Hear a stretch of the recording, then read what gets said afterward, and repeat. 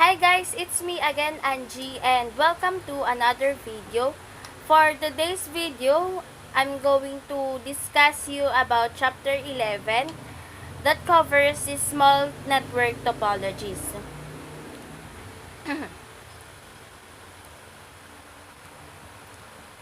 To know what is a small network topology, the majority of businesses are small. It is not surprising then that the majority of networks are also small. A typical small business network is with small networks, the design of the network is usually simple.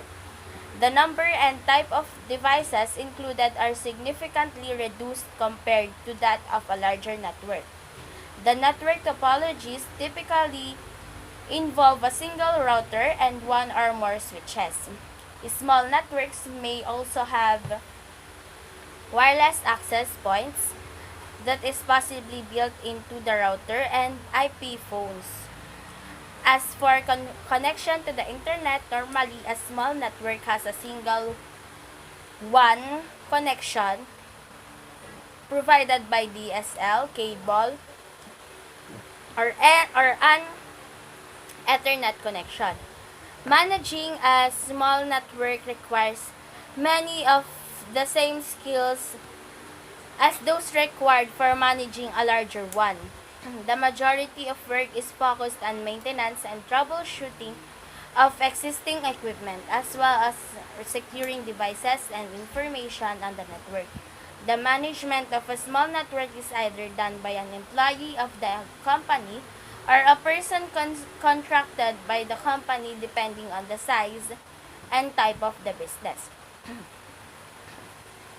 So, device selection for a small network.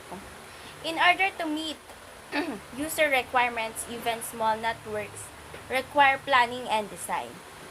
Planning ensures that all requirements, cost factors, and deployment options are given due consideration.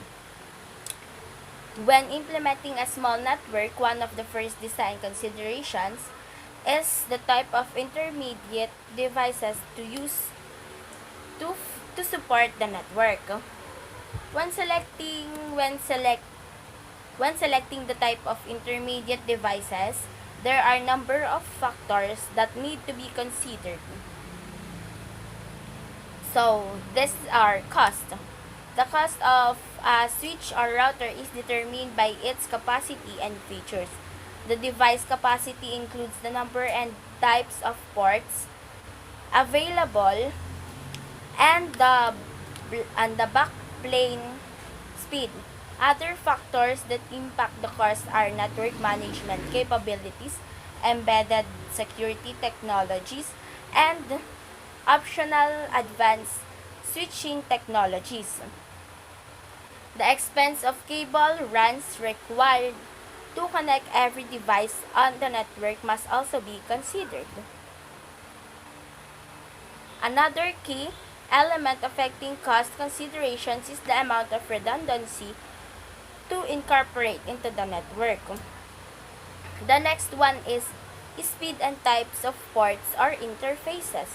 Choosing the number and type of ports on a router or switch is a critical decision.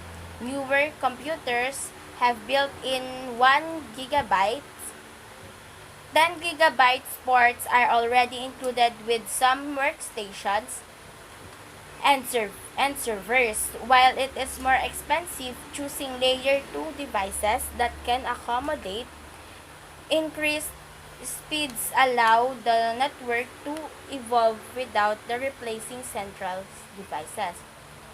The next one is expandability.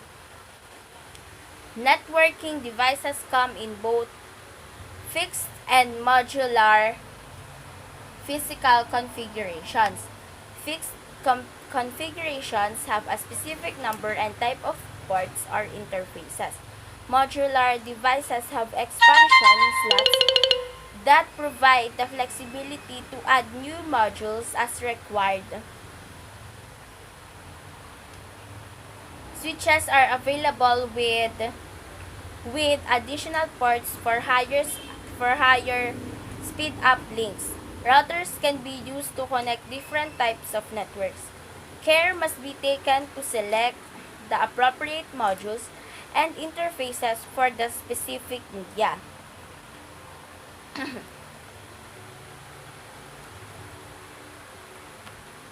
Operating system features and services.